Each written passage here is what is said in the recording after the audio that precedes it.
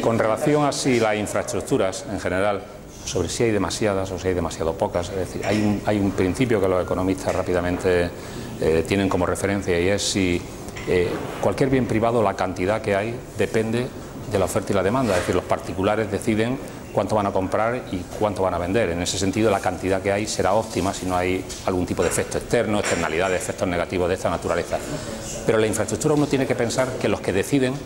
normalmente no pagan las consecuencias de sus errores. Es decir, un gobierno puede invertir en una infraestructura en la que luego no va a haber la demanda esperada, o que la capacidad es excesiva, o su planteamiento hace que sea muy costosa en mantenimiento, pero el político que lo ha decidido no va a estar 4 años después probablemente, y entonces las consecuencias de largo plazo, de 25 o 50 años, la van a pagar finalmente los contribuyentes, ¿no? Y yo creo que en el caso de la inversión en infraestructuras ya tenemos en España la red completa. Hay que ser muy cuidadoso en qué se va a invertir nuevo, porque será hipotecar nuevas generaciones, ¿no? Por tanto, yo creo que hoy en infraestructura se trata más de poner el énfasis en mantenimiento, en mejora de algunos aspectos de algunas infraestructuras que tienen demanda suficiente, y por supuesto no invertir más